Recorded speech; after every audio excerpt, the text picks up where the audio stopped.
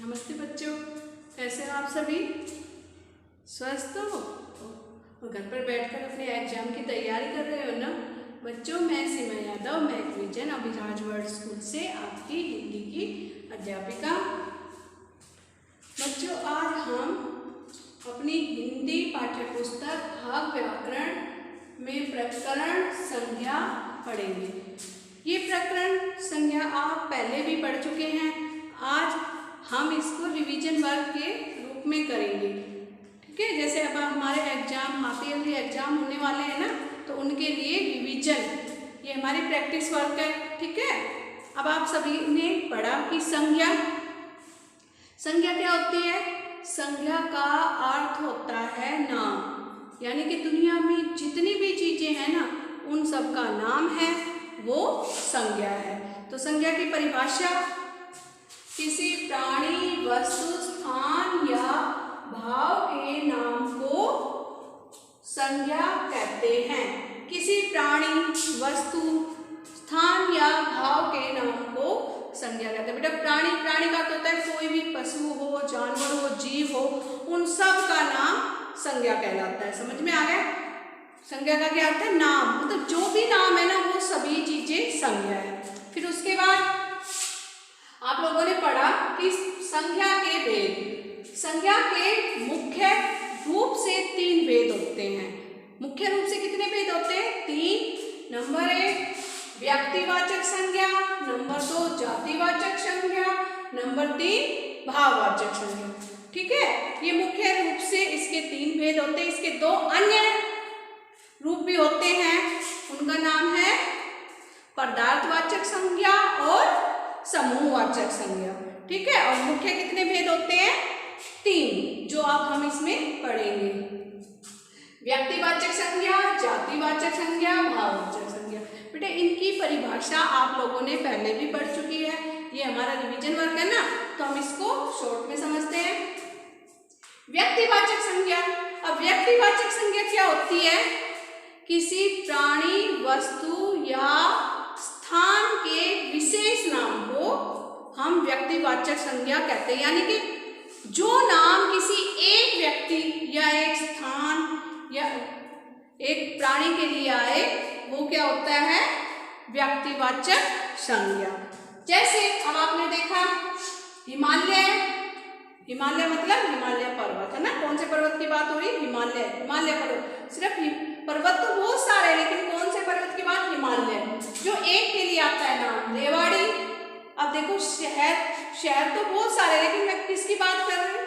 रेवाड़ी। ठीक है, रामायण कोई भी प्राचीन ग्रंथ है, और जब उसका नाम लिया जाता है, जो नाम एक के लिए आता है, वो क्या होता है? व्यक्तिवाचक संज्ञा। ताजमहल, अब देखो इमारत, पहले की बहुत सारी इमारतें हैं ना, पुरानी इमारत है, लेकिन हम कौन सी इमारत की बात कर रहे हैं? ताजमहल की, है ना। हिंदी भाषा, अब देखिए लैंग्वेज, भाषा तो बहुत सारी है, हिंदी, उर्दू, अरबी, है ना, ये भाषा है, लेकिन मैं कौन सी भाषा की बात कर रही हूँ? हिंदी। तो हिंदी भाषा तो एक ही है ना, जो आप लोग बोल रहे हैं ना।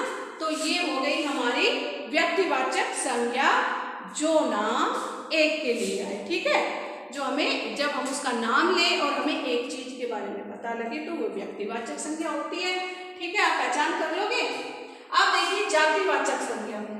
जातिवाचक क्या होता है? बेटा, परीक्षा में आपसे संज्ञा के बारे में पूछ लिया जाता है कि कौन सी संज्ञा है, तब आपको उसकी पहचान होना बहुत जरूरी है। जातिवाचक संज्ञा मोर, घोड़ा, लड़की, गांव, शिक्षक, शहर, विद्यालय आदि। ठीक है, ये हमारी जातिवाचक संज्ञा। लेकिन जातिवाचक संज्ञा का आपको पता होना चाहिए कि जातिवाचक संज्ञा होती क्या है। जो नाम संपूर्ण जाति के लिए आए, ठीक है ना, जो नाम संपूर्ण जाति का बोध कराता है, वो जातिवाचक संज्ञा कहलाती है। समझ में आ रहा है? व्यक्तिवाचक, जो नाम एक के लिए आता है, छोटे अर्थों में समझो बस आप। और जातिवाचक, जो नाम उस संपूर्ण जाति का, जब हम एक नाम ले और पूरी जाति का बोध कराता है, तो उसको हम जातिवाचक संज्ञा कहते हैं। समझ में आ रहा है? जिस नाम से हमें उसकी पूरी जाति का पता लगे। जैसे अब मोर, अब आप देखते होंगे जैसे आपके घर पर छत पर मोर आता है तो आपके पिताजी, दादाजी, दादी जी बोलते हैं देखो मोर आ गया। अब मेरे घर पे आएगा तब भी मैं क्या बोलूँगी? मोर। तो मोर एक नहीं होता ना, मतलब मोर जो पक्षी है ना उन सब के उस पूरी जाति के लिए हम उस पक्षी को मोर बोलते हैं। मोर ही है ना उसका नाम। उसकी जब हम मोर बोलते हैं तो सबके सामने अलग अलग उसी मोर की पिक्चर आ जाती है ना। तो मोर उस पूरी जाति का बोध कर रहा है। ये शब्द जो नाम सबके लिए है। घोड़ा, अब घोड़ा देखो बेटा, घोड़े भी बहुत सारे हैं ना, लेकिन उनको बोलते क्या है? घोड़ा। वो नाम सबके लिए है ना, घोड़ा। घोड़ा ही नहीं आ रहा है। अब वो नहीं पता, कल मैंने भी घोड़ा देखा था, मेरे घर के पास घूम रहा था। आप लोगों ने देखा तो आप क्या बोलोगे? घोड़ा। कल मैंने घोड़ा देखा, उसका नाम क्या है? घोड़ा। सभी घोड़े के लिए आता है नहीं है, तो जो नाम सबके लिए आ रहा है जातिवाचक। लड़की, लड़की जैसे अब आपकी कक्षा में आपका अध्यापक आपको पढ़ा रहा है तो वो बोलता है लड़कियां खड़ी हो जाओ, लड़की खड़ी। तो आपकी क्लास में एक लड़की तो है नहीं, जितनी लड़की होगी वो सभी खड़ी हो जाएगी ना। तो लड़की नाम सबके लिए है। जो नाम सबके लिए होता है वो जातिवाचक है। और उस लड़की का जब अकेले, जैसे मैं बोलती हूँ राधा एक लड़की है, तो राधा, अब किसकी बात हो रही है? राधा की। तो राधा क्या हो गए? व्यक्तिवाचक, और लड़की क्या है? जातिवाचक। सभी लड़कियों को लड़की बोलते हैं।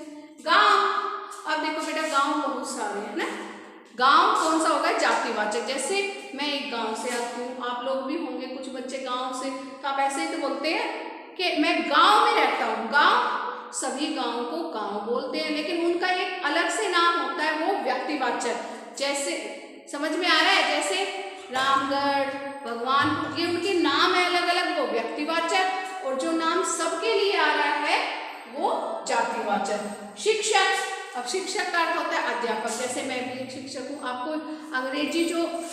अंग्रेजी विषय जो पढ़ा रहा है वो भी शिक्षक है। मतलब जो आपको पढ़ाने वाले हैं वो सभी शिक्षक है ना, लेकिन उनका नाम क्या है? शिक्षक। शिक्षक सभी के लिए आ रहा है तो वो जातिवाचक। समझ में आ गया? विद्यालय, अब विद्यालय क्या है? जातिवाचक संज्ञा है, क्योंकि जितने भी स्कूल है उन सबको विद्यालय बोलते हैं ना, सभी के लिए विद्यालय आता है। लेकिन जब उनका अलग अलग नाम बोलते हैं, ठीक है, जैसे आपके स्कूल का क्या नाम है? मैकविजन अभिराज वर्ल्ड स्कूल।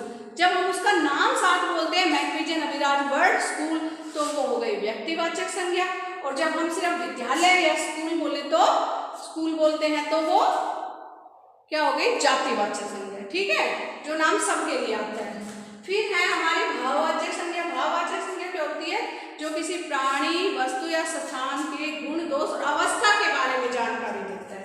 जैसे उसका ईमानदारी क्या है? ईमानदारी, ये उसका भाव गुण। भाववाचक संज्ञा वो होती है जो उसके भाव बता रहा है। उसमें कौन सा गुण है? ईमानदारी का।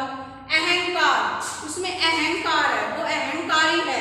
ठीक है ना, तो ये कौन सा हो गया? अहंकार भाव है उसका। बचपन, वो बचपन में खेलता था, ये उसकी अवस्था बता रहा है कि कौन सी अवस्था की बात कर रहा है? बचपन की, वो भी संज्ञा है भाववाचक। बुढ़ापा सभी में आना है तो वो भी एक क्या है? भाववाचक संज्ञा है ना, वो अवस्था बता रहा है किसी प्राणी या वस्तु की। सुंदरता, हरियाली मतलब हरी भरी जो चीजें होती है तो उसका गुण बता रहा है ना अवस्था की, भाई अब हरियाली हो गई, तो हरियाली कौन सी संज्ञा है? भाववाचक संज्ञा। समझ में आ गई संज्ञा? व्यक्तिवाचक, जातिवाचक, भाववाचक। अब उसके बाद हमें संज्ञा शब्दों को रेखांकित करना है। ठीक है, संज्ञा शब्दों को पहचानना है। कैसे पहचानोगे? रेखांकित मतलब उनको अंडरलाइन करना है। मुंबई एक बड़ा शहर है, ये आपको वाक्य दिया गया, इसमें आपको संज्ञा शब्द ढूंढने हैं और रेखांकित करने हैं। मुंबई तो नाम है ना मुंबई शहर का, मैंने क्या बताया था? जो भी नाम है, जो भी नाम होते हैं वो सभी संज्ञा है। ठीक है, जैसे मुंबई क्या है? एक शहर का नाम है ना, तो वो कौन सी हो गई? व्यक्तिवाचक या जातिवाचक? बेटा वो एक शहर के बारे में बता रही है तो वो व्यक्तिवाचक हो गई। और शहर, अब ये शहर, ये भी नाम है ना कि उसको शहर बोलते हैं, तो ये भी संज्ञा है। पहले तो आप संज्ञा शब्द ढूंढिए, मुंबई और शहर। फिर आपको ये भी पता होना चाहिए कौन सी संज्ञा है। तो मुंबई कौन सी संज्ञा, जो एक शहर के बारे में बता रही है, तो व्यक्तिवाचक। और शहर, शहर तो देखो दिल्ली के लिए भी शहर आता है, गुड़गांव के लिए भी शहर आता है, मुंबई के, तो शहर कौन सी हो गई, सबके लिए नाम आ रहा है ना, वो जातिवाचक। समझ में आ गया।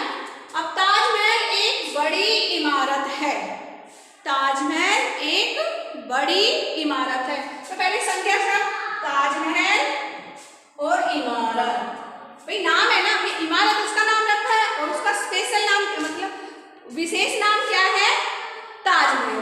अब ताजमहल कौन सी संख्या होगी, भाई एक के लिए आ रहा है ना ताजमहल, तो ये आ गई व्यक्तिवाचक, व्यक्तिवाचक संज्ञा, क्योंकि एक के लिए आ रहा है। अब इमारत, जितनी भी इमारत, ताजमहल, लाल किला, जामा मस्जिद, ये पुरानी, उनको इमारत बोलते हैं, और भी आपके आसपास होगी। तो इमारत तो किसी भी बिल्डिंग को बोल देते हैं ना, जो भी बिल्डिंग, तो इमारत ये नाम तो सभी के लिए आता है ना, तो ये हो गया जातिवाचक और ताजमहल हो गया व्यक्तिवाचक। अब इसके बाद देखिए हिमालय ऊंचा पर्वत है, इसमें संज्ञा सब नाम, जो भी नाम है ना वो सभी क्या है, संज्ञा, हिमालय और पर्वत। ठीक है। अब हिमालय, अभी मैंने बताया था जो विशेष नाम हो, तो हिमालय उसी मैंने क्या बोला, हिमालय ऊंचा पर्वत है, तो कौन से पर्वत की बात हो रही है, हिमालय, तो ये हो गया व्यक्तिवाचक संज्ञा। और पर्वत, भाई पर्वत तो बहुत सारे, विंध्याचल पर्वत, सतपुड़ा पर्वत है ना, अरावली पर्वत, तो सभी पर्वत को तो पर्वत तो बोलते ही है ना, तो ये नाम सबके लिए आ रहा है जातिवाचक संज्ञा। अब उसके बाद है धोबी कपड़े धोता है, धोबी, अब जो कपड़े धोते हैं ना उन्हें हम धोबी बोलते हैं, तो संज्ञा क्या है इसमें, धोबी और कपड़े।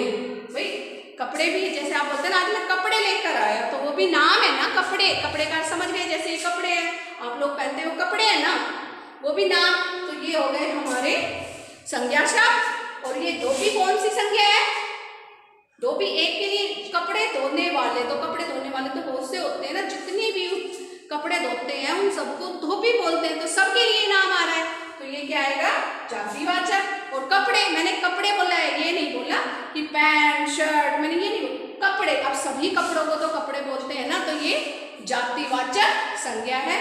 बेटा आप ऐसे अपने वाक्यों में से संज्ञा की पहचान करोगे। ठीक है, धन्यवाद बच्चों।